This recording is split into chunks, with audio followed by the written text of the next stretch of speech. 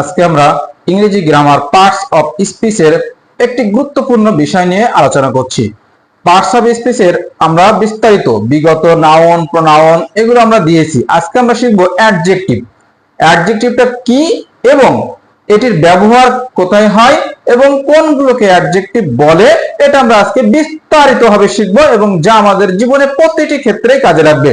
এখন চলো দেখি আমরা এটা হচ্ছে কিভাবে শিখব।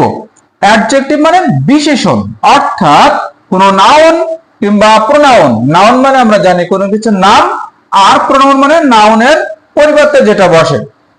এর দোষ, গুণ, অবস্থা, সংখ্যা, পরিমাপ ইত্যাদি কে কিন্তু অ্যাডজেক্টিভ বলে। যেরকম গুড মানে ভালো, এটা একটা গুণ। টল মানে লম্বা, এটা তার দোষ।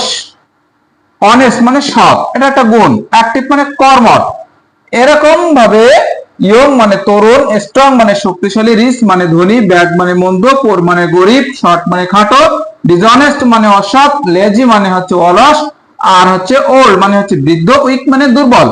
এইগুলোকে সবগুলো কিন্তু অ্যাডজেক্টিভ বলা হয়। এবার আসি আমরা অ্যাডজেক্টিভ কে মোট 5টি ভাগে ভাগ করা হয়েছে।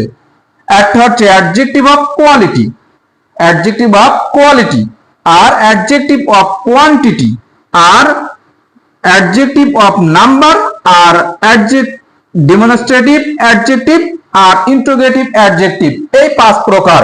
তাহলে অ্যাডজেক্টিভ অফ কোয়ালিটি, কোয়ালিটি মানে কেমন প্রকারের, কেমন, এটা ভালো না খারাপ নাকি কি, এটা কেমন, এটা বোঝার জন্য এটাকে বলা হয় অ্যাডজেক্টিভ অফ কোয়ালিটি।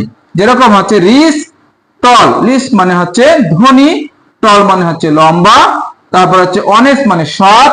এইগুলো দ্বারা বোঝা যাচ্ছে তার কোয়ালিটিটা কেমন, সেই ব্যক্তিটি কেমন, সৎ না অসৎ, ধনী না গরিব, লম্বা না খাটো, এগুলো বোঝার মানে হলো সেগুলো হলো অ্যাডজেক্টিভ হচ্ছে কোয়ালিটি। 2 নম্বর হচ্ছে অ্যাডজেক্টিভ হচ্ছে কোয়ান্টিটি মানে পরিমাপ। যেটা মেনি মানে অনেক, মাস মানে অনেক, অল মানে সবগুলো, সাম মানে কিছু। এইগুলো হচ্ছে পরিমাপ করা যায় এগুলো দ্বারা, সেগুলো হচ্ছে অ্যাডজেক্টিভ অফ কোয়ান্টিটি। আর অ্যাডজেক্টিভ অফ নাম্বার মানে সংখ্যা, 1 2 3 4 5 6 7, first, second, third, single, double, এগুলো হচ্ছে সব নাম্বার, সংখ্যা, কতটুকু। এবার হচ্ছে ডেমনস্ট্রেটিভ অ্যাডজেক্টিভ, এগুলো আমরা এর আগেও বলেছি। দিস, তারপর হচ্ছে দোস, তারপরে সাস, এগুলো সব হচ্ছে ডেমনস্ট্রেটিভ অফ অ্যাডজেক্টিভ। আর একটা হচ্ছে ইন্টারোগেটিভ অ্যাডজেক্টিভ মানে হোয়াট, হুইচ, হুস, সাস, এগুলো হচ্ছে ইন্টারোগেটিভ এর মধ্য থেকে অ্যাডজেক্টিভ। এভাবে আমরা অ্যাডজেক্টিভটা মোট 5 ভাগে ভাগ করা হয়েছে। আর এইগুলোকে কোনো নাউন বা প্রোনাউনের দোষ, গুণ, অবস্থা, সংখ্যা ইত্যাদিকে আমরা কিন্তু অ্যাডজেক্টিভ বলতে পারবো। এভাবে এর পরবর্তী স্টেপ পেতে অবশ্যই আমরা চ্যানেলটি সাবস্ক্রাইব করে রাখবো।